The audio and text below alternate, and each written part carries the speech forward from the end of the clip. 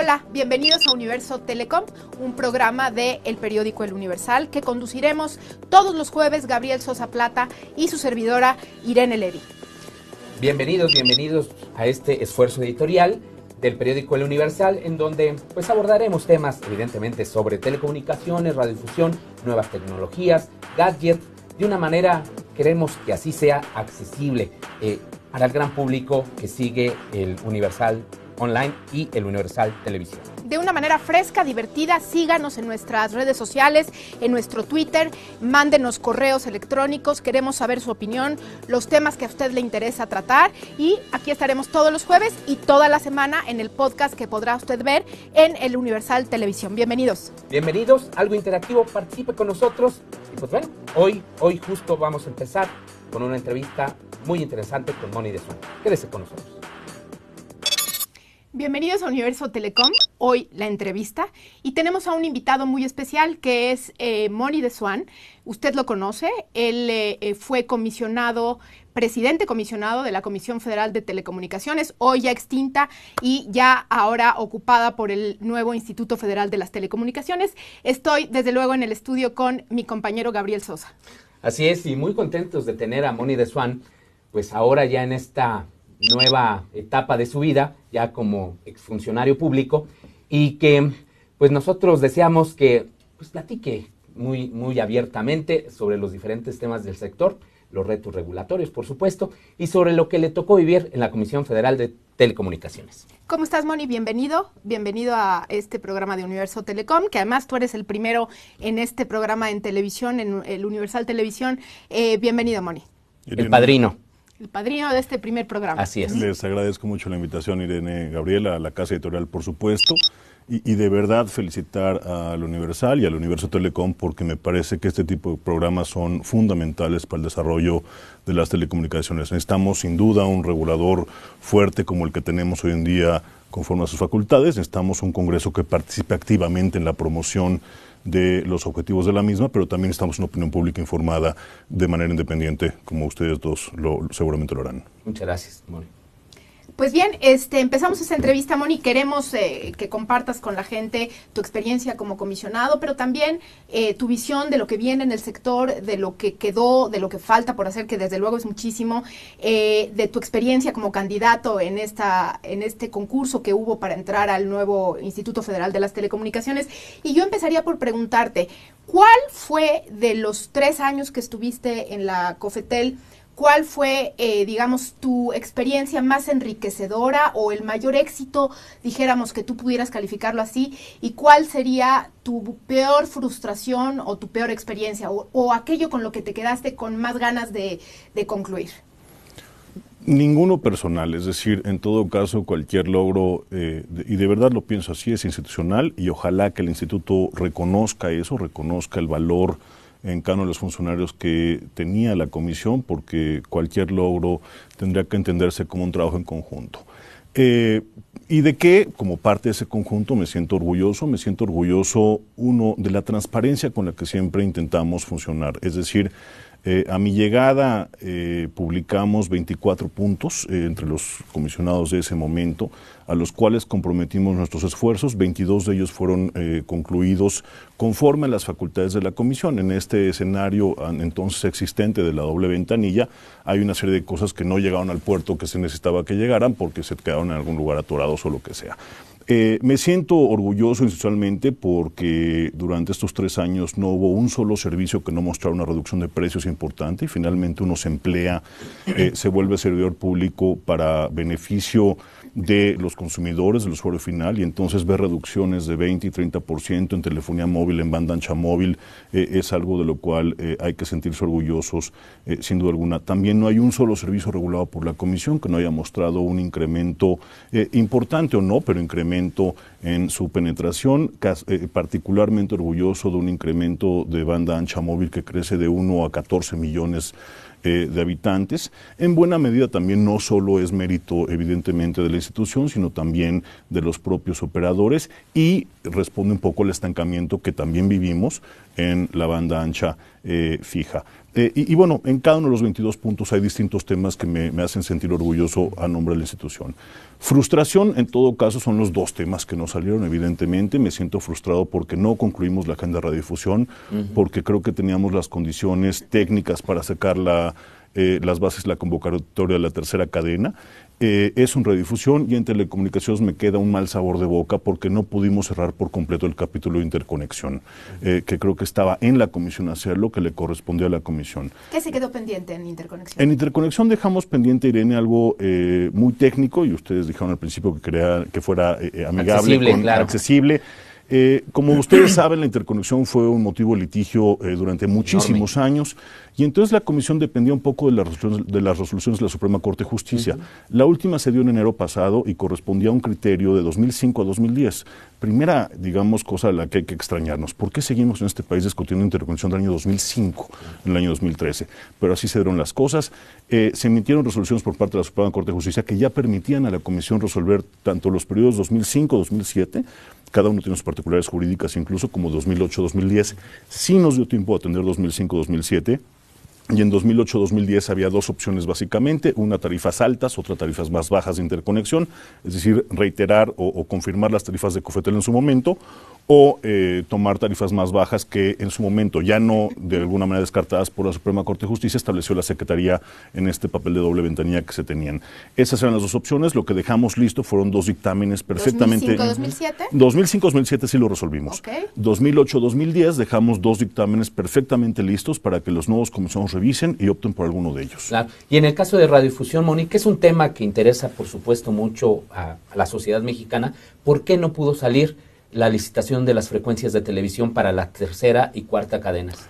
Mira, Gabriel, creo que además es de los debates más públicos que se tuvieron, porque así se hicieron. Es decir, en su momento se presentó un programa, el programa tardamos entre una consulta pública que se abrió y finalmente se emitió, transcurrió un año literalmente.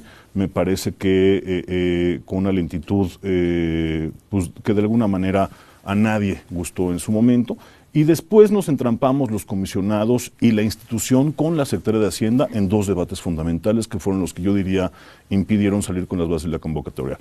El debate interno básicamente se refería a si las bases y la convocatoria privilegiarían la conformación de cadenas nacionales. Ya sabemos que no está en la ley la palabra cadenas, pero en la práctica lo vemos todos los días, o si se iban a privilegiar el surgimiento de posibles operadores regionales. Yo, en lo personal, siempre me incliné por operadores nacionales, porque me parece que el mercado mexicano está estructurado de esa manera, y si lo que buscas es mayor competencia en ese mercado, hay que darle escala suficiente para que puedan competir. Colegas míos se inclinaban por la, digamos, versión regional. Creo que la reforma constitucional ya dejó muy claro el camino que se tendría que haber seguido, pero en ese momento no teníamos el respaldo. Cadenas nacionales, dice la Constitución. Creo que es el camino correcto, es el camino que yo siempre defendí. Y el otro tema, digamos el institucional entre Cofetel y la Secretaría de Hacienda, tiene que ver con un tema que Irene escribió hace algunos días, un típico debate de falta de coordinación, de falta de objetivos claros o definición de objetivos, que es cuánto cobras por el espectro en este país, y la filosofía que por lo menos durante mi gestión siempre defendió la Comisión, y es que el espectro debe ser un instrumento de crecimiento económico, social a largo plazo, y no un instrumento para recaudar al Estado de manera inmediata. Oye, Moni, pero ¿no te referiste al bombardeo que finalmente hubo para la licitación de estas cadenas de las televisoras? Es decir, hubo bombardeo pues en la propia televisión, hubo bombardeo también jurídico para ir entorpeciendo finalmente un proceso que a ellos les iba a afectar a la larga. Por dos razones, Gabriel. Uno, porque ese tipo de análisis les corresponde a gente como ustedes, a los analistas en todo caso, y porque tú me preguntaste por qué no salió. Y jamás podré yo atribuir que no hayan salido al bombardeo. No fue al bombardeo. El bombardeo no ayuda, el bombardeo no te hace el día a día más agradable, el bombardeo no, enrarece el proceso deliberativo, pero no es la razón por la cual no sale. Entonces, ¿fue falta de voluntad política? No, es básicamente una diferencia de criterios técnicos en donde no hubo forma de ponernos de acuerdo. Yo me oponía abiertamente a la regionalización de por sí un espectro escaso en ese momento, y seguirá siendo escaso hasta que no transitemos a la televisión digital terrestre, pero meramente técnico. Yo te puedo explicar por qué tenía yo esa posición de cadenas nacionales, ya lo dije de alguna manera, las escalas, el estudio de mercado que hicimos, que se contrató al CIDE. Es decir, a ver, un poco también por congruencia, no lanzas una consulta pública que te dice claramente lo mejor son cadenas nacionales, y luego no contratas un estudio en el CIDE que te dice claramente lo mejor son cadenas nacionales y luego dices, no, mejor ya no le hago caso a nada. Más allá que iba alineado con mi convicción, creo que también había que ser respetuosos con los procesos institucionales que seguimos para eso. Claro. Y la Constitución ya creo que ya dice claramente cuál es el camino a seguir. Moni, respecto al tema del pago de derechos, que me parece que es un tema medular en todos los aspectos de las telecomunicaciones donde se involucra el espectro radioeléctrico. Recientemente vemos que la banda de 700 está involucrada en en la Ley Federal de Derechos, se cobran, parece, derechos altos, en mi opinión. Mi pregunta concreta es, ¿a ustedes en la COFETEL los consultó Hacienda para pedirle su opinión sobre los derechos que se tenían que cobrar en las diversas bandas del espectro para la próxima ley, para el 2014? Nunca.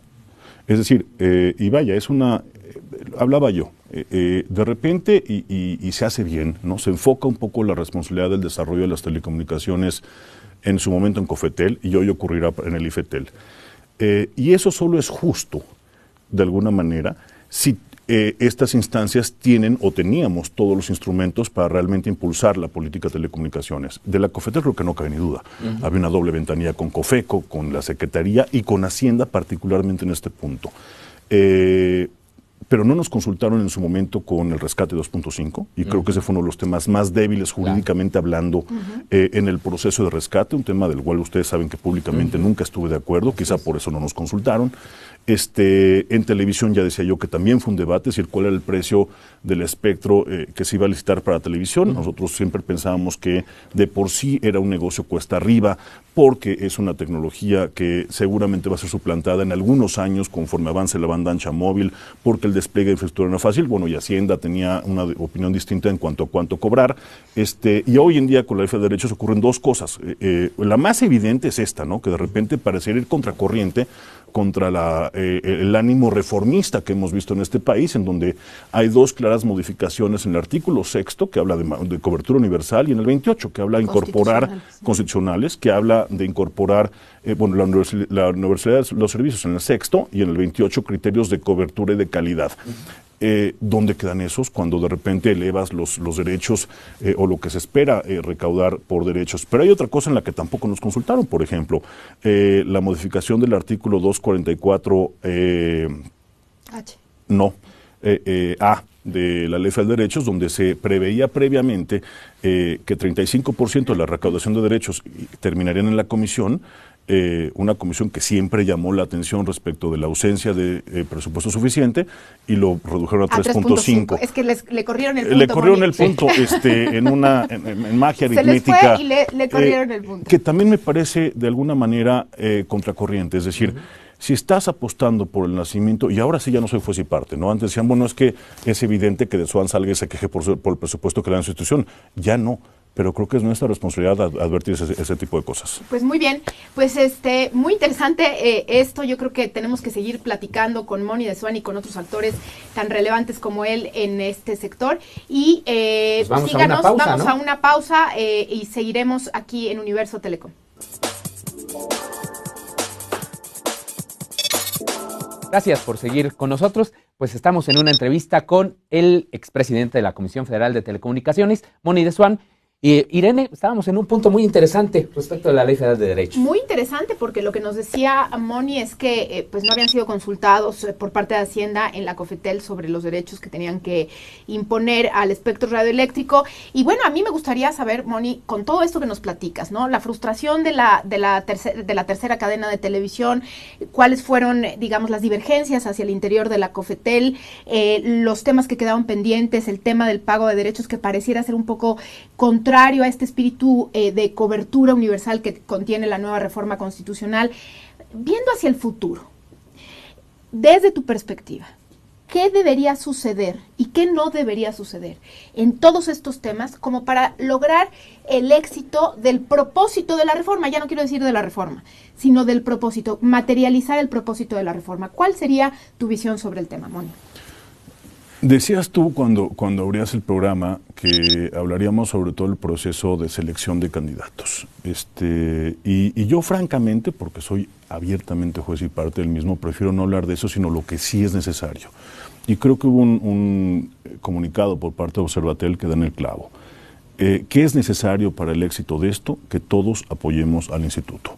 Y cuando hablo de todos, no es darle un cheque en blanco, evidentemente, pero es por lo menos darle el beneficio de la duda a la institución de que va a lograr los objetivos de la Constitución. Pero sí, en el camino, le mantenemos un presupuesto insuficiente a todas luces. Sí, en el camino, una propuesta de ley federal de derechos atenta contra su facultad de facto, por lo menos, de establecer obligaciones de cobertura. Me parece que vamos en camino incorrecto. Es decir, apostemos por la institución.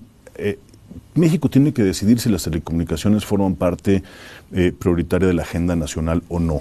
Y de repente veo mensajes contradictorios entre una reforma que dice sí vamos por eso y después actos posteriores en donde parecería que el mensaje es pues seguimos con la misma falta de coordinación que hemos visto antes y que en mi administración atestigué. Están los mandatos de la Constitución. Un tema que me preocupa muchísimo, por ejemplo, son los plazos que la propia Constitución establece. Me preocupa doblemente porque en su momento, en aras un poco, el compromiso que yo asumí, y ese sí era mío porque era administrativo, era dejémosle al instituto las cosas en punto de resolución, aquellas que ya corresponden conforme a sus facultades en la Constitución, pero para eso era importante dotar a la comisión en su momento de mayores recursos, por ejemplo, para contratar a especialistas que pudieran atender la desagregación de búsqueda local, que pudieran analizar todos los mercados preponderantes, establecer los remedios o las soluciones específicas. Eso me preocupa muchísimo, es decir, que tengamos en el próximo mes de marzo, que se cumplen 180 días, una crisis institucional porque el instituto no terminó todos y cada uno de los mandatos constitucionales.